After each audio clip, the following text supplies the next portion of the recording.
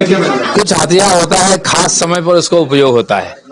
तो आज ये चुनाव आ रहा है, इसलिए सारे पुराने नए कार्यकर्ताओं को साथ लेकर लड़ने के लिए हम लोग तैयारी कर रहे हैं। और इसलिए मुझे भी इस चुनाव के इसमें कार्यक्रम में भाग लेने के लिए पूरा पार्टी के बताया गया। माननीय वरिष्ठ नेता माननीय गृह मंत्री जी, जो जिनके नेतृत्व में बंगाल इतना आगे बढ़ा है, हम भी उनके नेतृत्व में काम किया है, तो खुद आकर के यहाँ सबको निर्देशित किया है कि किसको लगना है, क्या करना है। तो इसलिए मुझे भी बुलाया गया इसी काम में लगने के लिए। मैं तैयार हूँ। कोई स्पेसिफिक रोल दिया जाएगा आपको? अब वो तो आगे तय होगा। चुनाव का तैयारी चल रही है, अभी सभा भी शुरू होने वाला है। धीरे धीरे सबका रोल बताया जाएगा।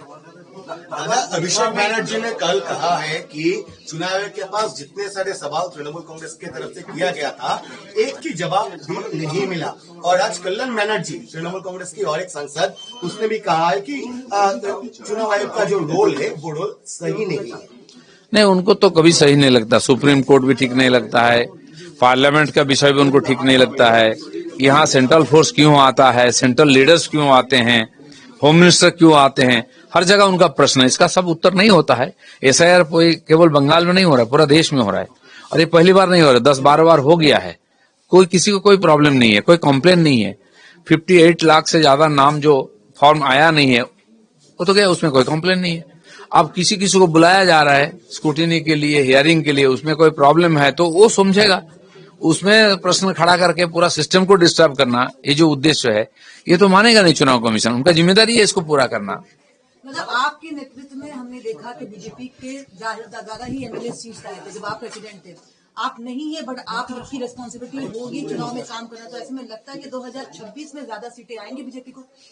बिल्कुल ज्यादा नहीं है, यहाँ पूरा मेजोरिटी के साथ बीजेपी आएगी। क्योंकि हम सोचिए 2021 में मैं भी प्रेसिडेंट था, उसी समय लड़ाई हम लोगों ने, और वातावरण उस समय हम लोग लड़ भीड़ के बनाए थे। हमारे युवा कार्यकर्ता और केंद्रीय नेतृत्व को मिल करके पूरा जबरदस्त उन्होंने जो माहौल खड़ा किया था, उसमें लोगों को भी लगा था हाँ जीत सकता है, लोगों ने वोट दिया। लेकिन उस समय हमारा संगठन भी नए नए थे, कार्यकर्ता भी नए थे। अभी 5 साल हम लोगों ने बहुत सारा अनुभव को एकत्रित किया है और कई चुनाव लड़े हैं। पार्टी का विस्तार भी हुआ है और उसी वातावरण से दूसरे पार्टी का भी बहुत सारा अनुभवी लीडर हमारे पास आए हैं। इसलिए पार्टी का गहराई भी बढ़ी है, विस्तार भी बढ़ा है। इस बार का चुनाव दूसरे ढंग से होगा।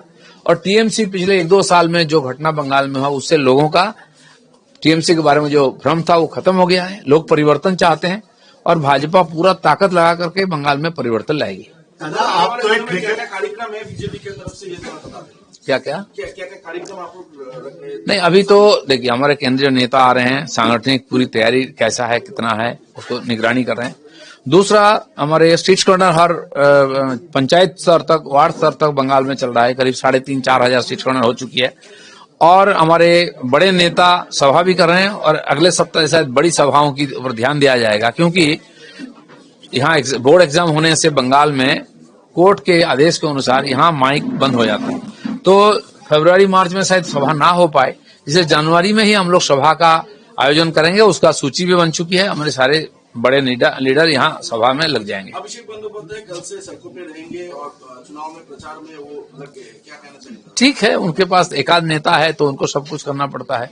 वो भी अपना प्रचार करें, लोगों के सामने जाकर विषय रखें और लोग निर्णय करेंगे वो सही है। हम तो यही चाहते हैं कि यहाँ लोकतांत्रिक जो परिवेश हो ठीक होना चाहिए, सब अपना विषय रखे, पब्लिक निर्णय ले। हुमायूं कबीर जब बाबरी मस्जिद बना रहा है, ममता बनर्जी के पीछे नहीं है, वो दुर्गांगन बना रही है। इसके साथ साथ नॉर्थ बेंगल में भी मंदिर बनाया जा रहा है, क्या कहना चाहिए? देखिए, अभी तक लोग जानते थे भारतीय जनता पार्टी मंदिर पॉलिटिक्स करता है। राम मंदिर हुआ, महाकाल हो गया, काशी विश्वनाथ का। अब टीएमसी सब कुछ छोड़ करके मंदिर मस्जिद का पॉलिटिक्स